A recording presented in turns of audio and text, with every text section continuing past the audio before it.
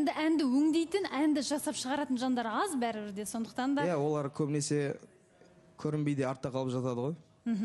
Бірақ олардың да еңбегі зор екенін түсінетін. 18 бен 28 жас арасында ажырасқан, ажыраспаған маңызды емес. Баласы болмаса болады. 29 болса не болады? Енді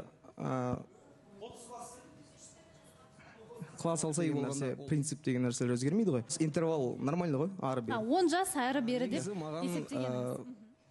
Енді бұлай бөліп жарғаным емес, славяндық келбеттегі қыздар көбірек ұнайды. Мысалға, бізде қатысушыларда бар ғой, Гүлнұр ханым.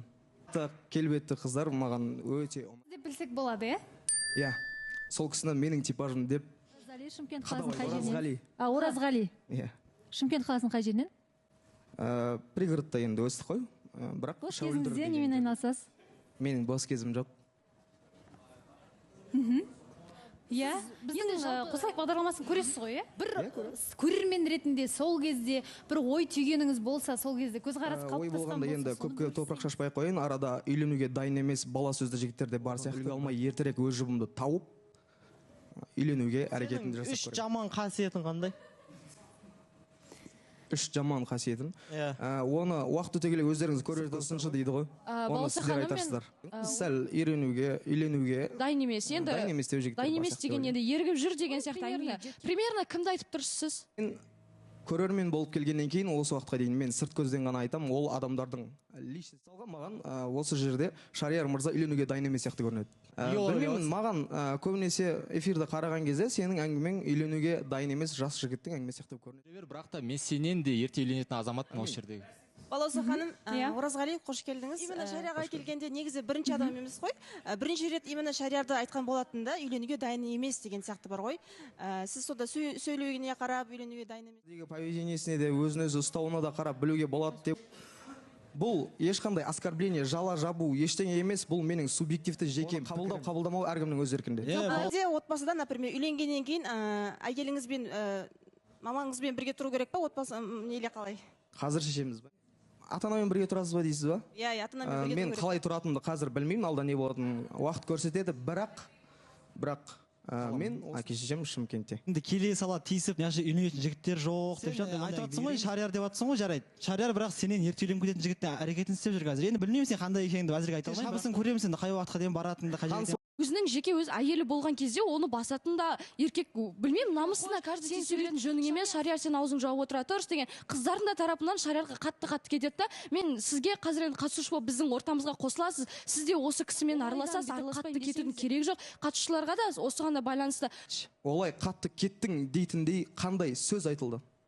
Үйленуге дайын емес дегеннің өзі шараңшы, сіздердің физически жақтарыңыздан мүмкін дәрежелеріңіз бірдей емес шығар, бірақ сіздерде еркек намысты кішкене еркек ойламаса білмеймін. Ұстаным сөйлегеніне қарап мен үйленуге дайын емес деп ойлаймын. Түрлі жаратылыс та болады да. Менің ұстанымым осылай жүрсім осындай шығар, бірақ та мен ол үйленуге дайын емес бір адамдарды айтады, енді көрермен де айтады, өйстіп келіп айтатындарға бір ашу қадырып тастағандай енді сен үйленуге дайын емессің деп бір 5 бала жасап келген сияқты айтады да. Өзің үйлене алмағаннан кейін, мұқтаж болғаннан кейін ана жерге келіп тұрған жоқсың. Енді бұл жерде бар ғой, білмеймін мен, намыс деген сөздің мағынасын біздің қатысушылар қалай түсінетінін білмеймін да, бірақ бір ой пікірі Шариярды осы күнге дейін көрген да, қалай отырады, қалай сөйлейді, Шариярға ешкім деп жатқан жоқ қой, жай ғана үйленуге дайын емессің деген мағынада айтып отыр. И одан бөлек жайдан жай енді келіп отырған адам ғой, жағасынан алудың қажеті жоқ. Мен елдің алдында үйленгім келеді деп, сізге елдің алдында үйлену маңызды ма, немесе үйленіп бақытты болу маңызды? Ал жаңағы ондай уровеньде болған жоқ қарым-қатынас. Соған бара жатқан қарым-қатынастар болды біреу. Бірақ одан ары асқан жоқпыз. Енді отбасымыз ғой, бәріміз енді отбасымызға қош келіп жатсың, енді жақынырақ. Балауса ханым, енді бұл жерден бәріміз өткенбіз ғой, бәріміз сүт болып келдік қой, бүйтіп андай күшті болып түсіндік, кімнен кім екенін сияқты. Осақ что ол уақыт өте келе өзің шығады ол. Жаңа ажырасқанға қарамаймын деп ше. Бірақ негізі ертең, мысалы, сондай дүниелер болған бізде, талаптар өзгеріп, бірақ ортасында мен талабымды өзгертем, анау-мынау деген әңгіме.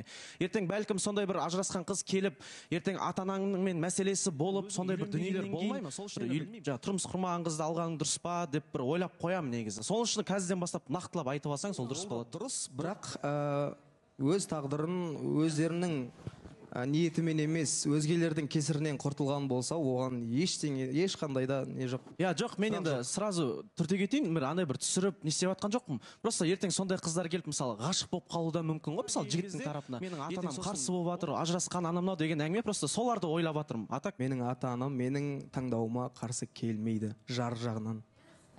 Қош келдіңіз Оразғали мырза. Мен есімде алдыңғы жылы осыдан тура осындай уақыт шамасы үміткер болып келген есіме түсіп отыр. Арина, енді мақұл айттыңыз ғой, осындай типажда қыздар ұнайды дедіңіз, одан кейін бір қара торы қыздарға ауысып кетіп, бір талап қоймау керек сияқты деп ойлаймын. Әртүрлі адамдар келеді ғой енді.